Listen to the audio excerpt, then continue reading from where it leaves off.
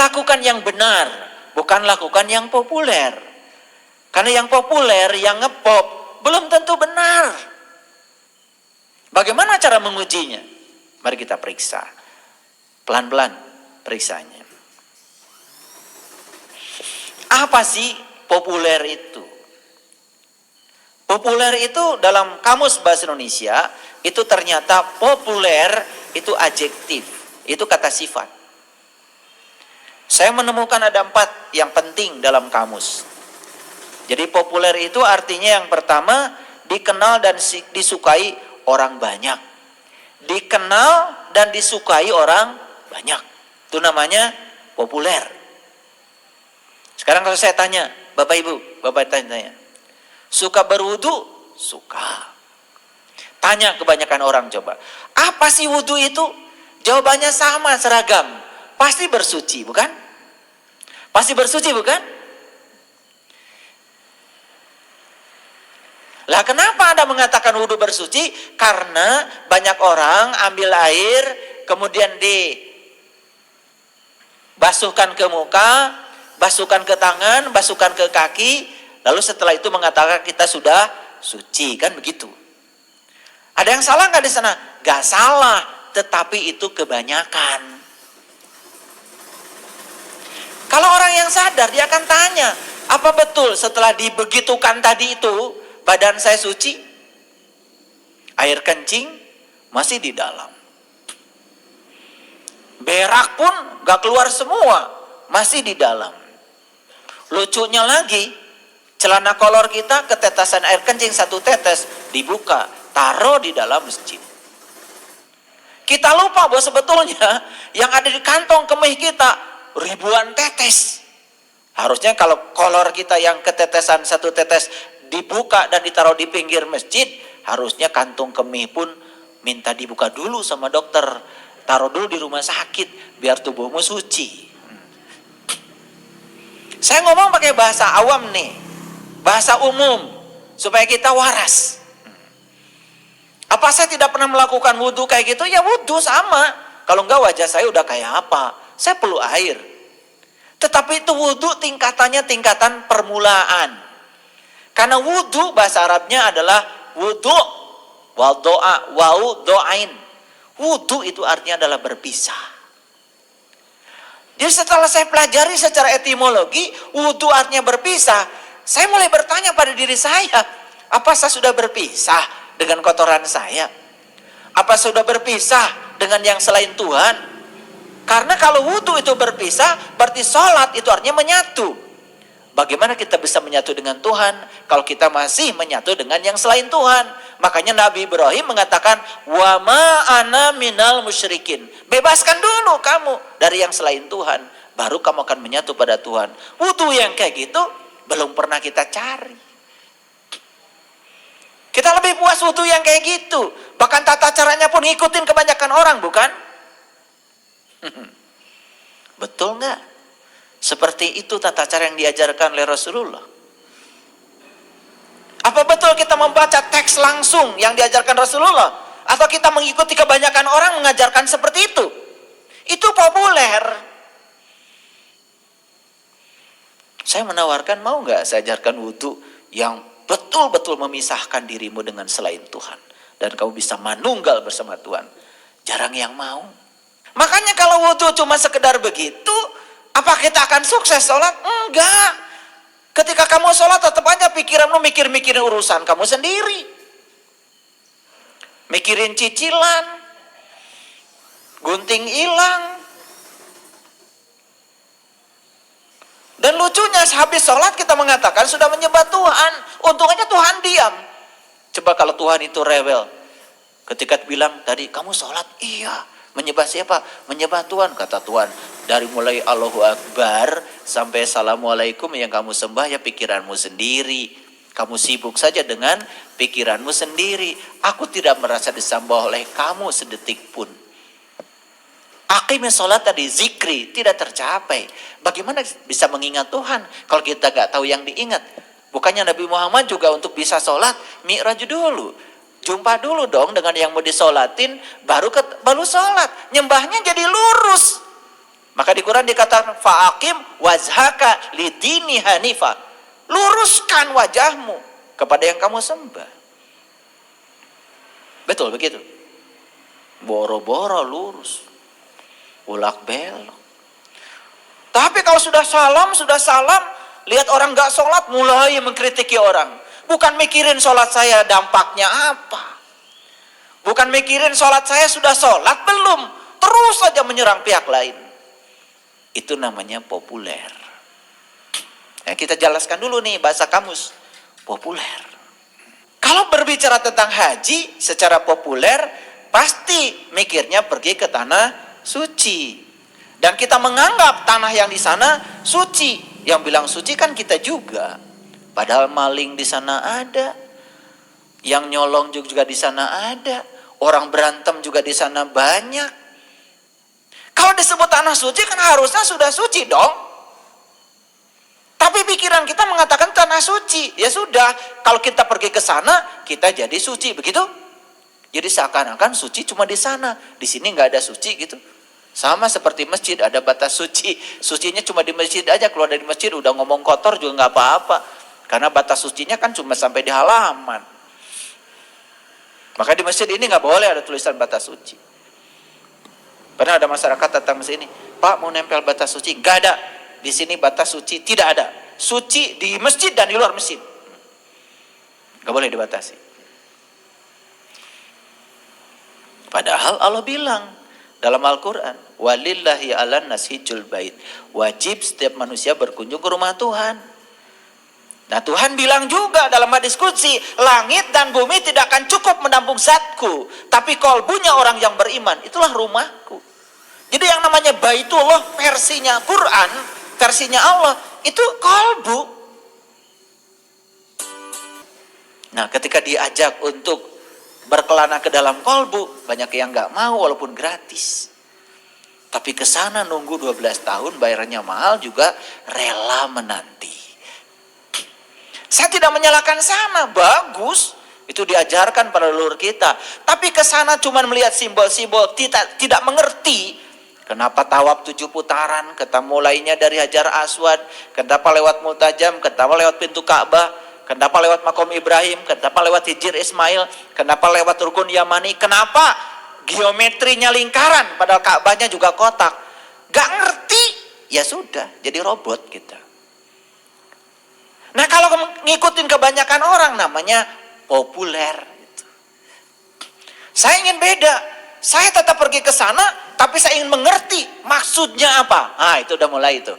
Mulai mengasingkan diri dari populer. Karena ingin dapat yang lebih baik. Ingin dapat yang lebih, itu. Ngerti maksud saya? Saya tidak menyalahkan itu. Itu bagus. Wudu yang biasa, bagus. Kalau kalian gak kena air juga wajahnya serem. Tapi apa cukup sampai di situ mau populer terus? Itu maksud saya. Nah makanya saya mau kasih tahu, jangan terus populer. Banyak sebetulnya yang lain.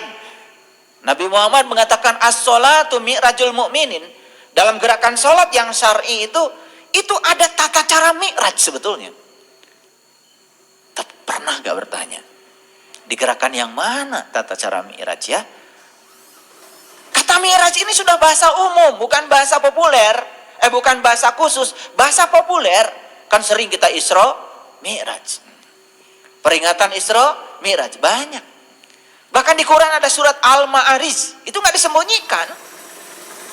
Cuman kata Mi'raj lebih banyak dikenal dalam kesusastraan Arab.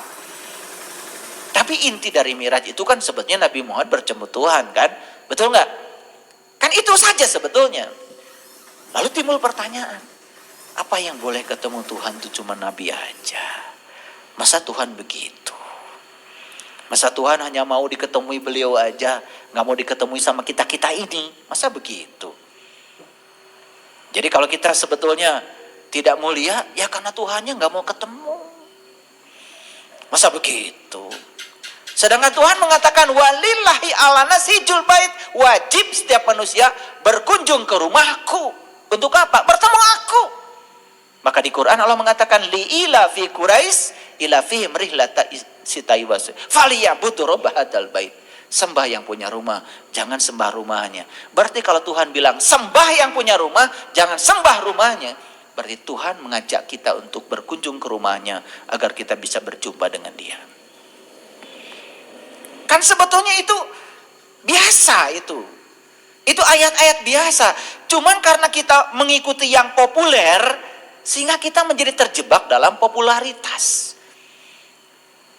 Makanya orang semacam saya ini, pengikutnya tidak banyak. Karena tidak populer. Ketika saya menyampaikan kebenaran, ya memang berat kebenaran itu, pahit. Tapi saya berani kan ini kebenaran. Cuman saya jadi tidak populer. Jarang yang ngundang sama saya itu. Kalau yang populer kan undangannya juga mahal. Betul nggak? Kayak saya ini yang ngundang aja udah jarang. Takut ngundang saya. Makanya saya jadi tidak populer. Ya silahkan saja. Mau populer atau mau benar gitu aja. Ini masih populernya dulu, kita bahas dulu. Supaya ngerti. Ya. Nah, dikenal dan disukai banyak orang. Orang mudik, mudik. Orang macet, macet. Orang saling pelotot di jalan, melotot. Populer jadinya. Tidak ada keinginan untuk menjadi orang khusus. Kalau ingin khusus berarti saumnya harus khusus dong. Ramadannya juga harus khusus. Benar-benar tuh yang namanya setan itu dibelenggu Ramadan. Bisa, bisa. Ada ilmunya. Kalau mau. Tapi kalau nggak mau ya sudah. Katanya Ramadan setan diikat, dibelenggu. Tukang tipu tambah banyak. Yang ngurangi timbangan di pasar tambah banyak. Yang korupsi tambah banyak. Yang marah-marahan di jalan tambah banyak.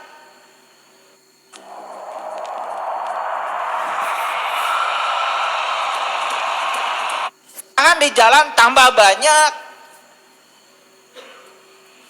Mikir dong. Mana tuh setan dibelenggu? Cuman ceramah aja di masjid, setan dibelenggu, setan dibelenggu. Nggak ngerti. Karena kita mau yang populer. Nggak mau yang khusus. Pernah lihat setan? Setan tuh kan udah seulang-ulang. Setan tuh yang suka berbisik. Ya kan? Iya. Mau ngasih sama orang, awalnya sih udah niat mau ngasih.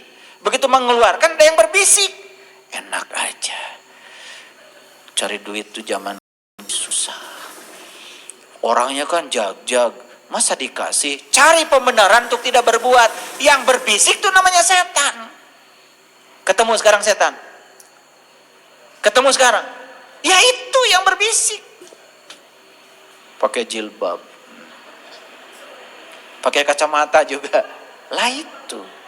Pakai bedak lagi. Pakai lipstick juga. Pakai peci juga. Pakai batik malah tuh. Ketemu kan sekarang? Nah itu. Cuman kita belajar setan tuh seakan-akan suatu entitas di luar diri kita. Padahal setan itu diri kita. Jadi definisi setan menurut leluhur kita menyata. Nyata. Ya. Bukan ilusi. Nyata.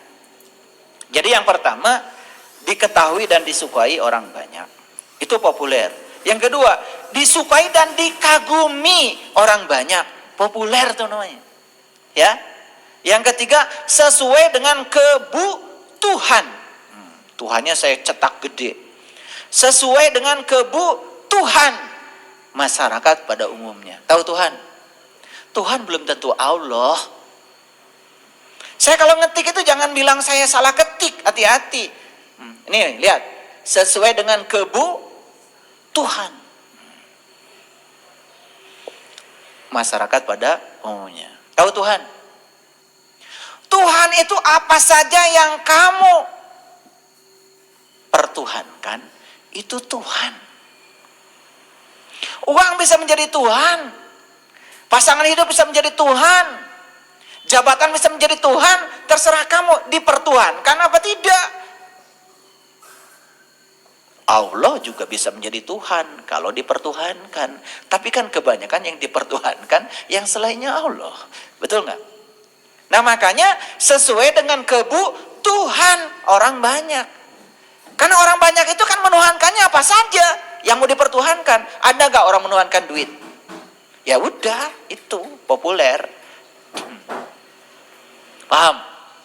Kan sekarang ini kalau melihat orang, wah bahagia ya, rumahnya mentereng, mobilnya keren, betul nggak? Kasurnya king coil, betul? Tasnya LV, Hermes, macam-macam. Minyak wanginya juga dari Eropa. Kan kita sebut orang itu bahagia, betul? Itu populer. Padahal begitu kita selidik ke dalamnya, belum tentu.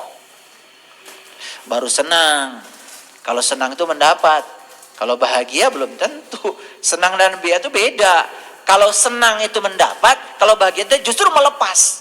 Justru orang bahagia itu bukan mendapat, melepaskan sesuatu. Itu bahagia. Ada orang lain butuh bantuan, kemudian kita tolong. Nah, dia bahagia, kita yang menolong bahagia. Itu namanya bahagia itu begitu, melepas, bukan mendapat. Makanya saya tanya kemarin peserta piknik ya, rekreasi di Jogja. Tadi kamu sudah makan? Sudah. Gimana makannya? Enak apa nikmat? Nah, ini aja udah mulai pusing ya. Makan itu enak. Naik mobil yang nyaman, enak. Naik pesawat, enak. Pakai baju yang mahal, enak. Awas, bukan nikmat. Karena nikmat itu hanya diberikan pada 4 golongan. 1 para nabi, yang kedua para sidikin, yang ketiga para syuhada, yang keempat para solihin. Nikmat gak ada kaitannya dengan baju bagus. Nikmat gak kaitannya dengan makan enak. Gak ada. Dengan makanan yang mewah, gak ada. Makanya di Quran tidak ada orang yang dapat nikmat orang kaya. Yang dapat nikmat cuma 4. Para nabi, para sidikin, para syuhada, para solihin. Di luar itu tidak dapat nikmat. Makanya kita suka GR juga. Kenapa? Bikin rumah baru, syukuran. Judulnya Tasyakur bin Nikmat. Ayat yang dibacanya, la in syakartum la azidannakum, wa la in kafartum inna azabil lasadid. Tawe bisana.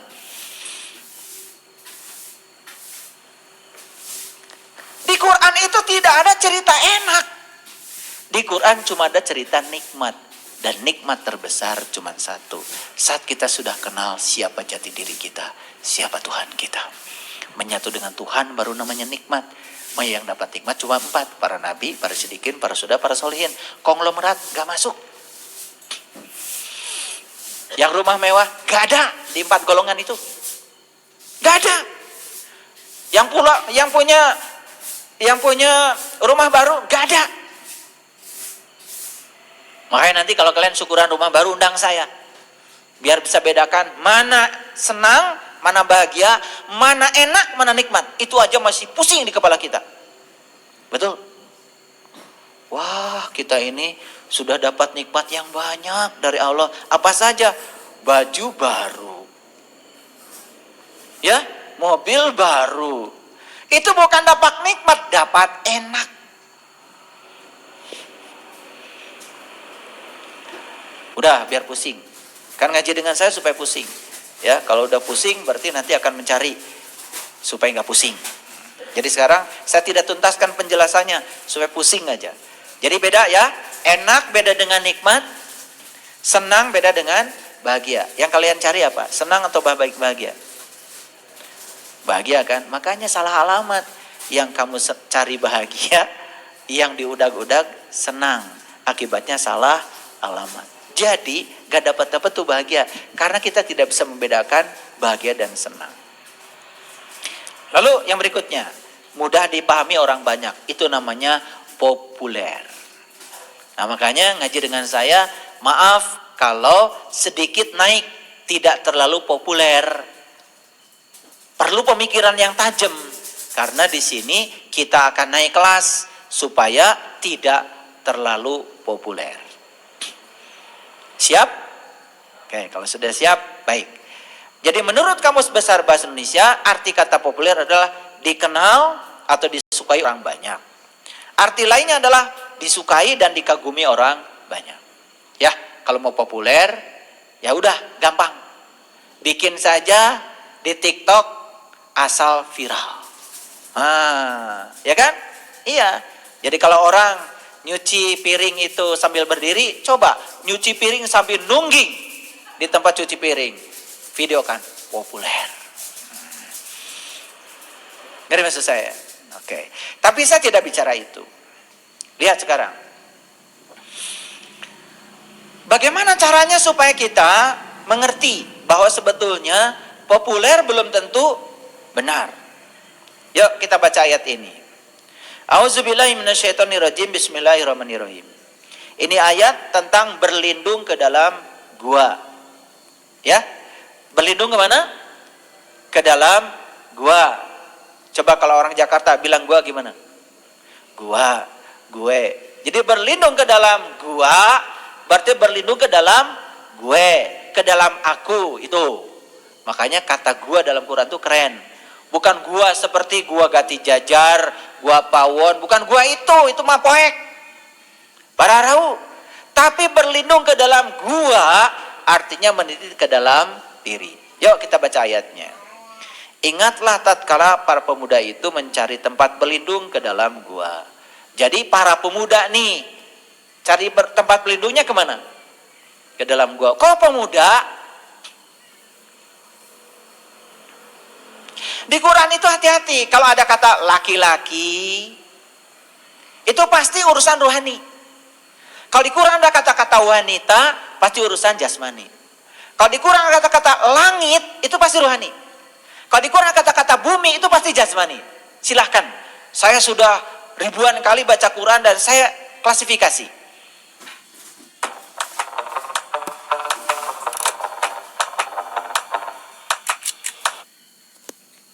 Ternyata begitu. Hebat itu Quran itu. Makanya pemuda, laki-laki atau perempuan? Laki. Berarti para pemuda ini bukan orang sembarangan sebetulnya. Siapa saja manusia yang mau meningkatkan kualitas ruhaninya, maka syarat pertama harus berlindung ke dalam gua. Oke, sampai sini ngerti? Nih gua. Jadi tidak ada tempat berlindung di luar diri kecuali di dalam diri. Gua. Contoh. Sakit hati buatan siapa sih? Kan sakit hati bukan buatan orang, buatan kita. Karena kita ingin orang seperti yang kita mau. Ketika orang melakukan tidak seperti yang kita mau, sakit hati. Jadi sakit hati itu jelas buatan kita. Balikan ke dalam diri. Berlindung ke dalam gua. Gimana caranya? Mulai sekarang saya akan terima orang lain apa adanya. Saya tidak mau mendikte lagi orang lain sebagaimana pikiran saya. Karena kalau orang lain tidak seperti yang saya mau, saya jadi sakit hati. Jadi sakit hati bukan nasihatin orang. Kamu jangan begitu ya. Gak usah, itu bukan urusan kita. Orang bisa melakukan apa saja sesuai dengan maunya dia. Tetapi kita nasihati diri kita. Mulai sekarang saya tidak mau lagi menginginkan orang lain seperti yang saya mau. Saya bebaskan pikiran saya dari keinginan pada orang. Apapun yang orang lakukan pada saya akan terima. Bebaskan keinginan, bakal sakit hati nggak? Tidak, itu namanya berlindung ke dalam gue. Semua kalau dikembalikan ke gua, selesai. Semua menjadi ribut karena semua digunakan untuk menyerang orang. Karena kita ingin orang lain seperti yang kita mau. Contohlah, cekcok urusan rumah tangga, kan sederhana. Karena masing-masing pasangan ingin pasangannya seperti yang dia mau. Itu aja sebetulnya. Betul nggak? Silakan buktikan sendiri. Kan kalau urusan gini kan kalian udah pakarnya. Buktikan sendiri, saya cuma ngasih rambu-rambu aja. Cekcok dalam urusan rumah tangga karena kita menginginkan pasangan kita seperti yang kita mau. Coba. Makanya diam itu emas. Makanya laki-laki dimintai emas pada diam. Ya kan? Karena diam itu emas.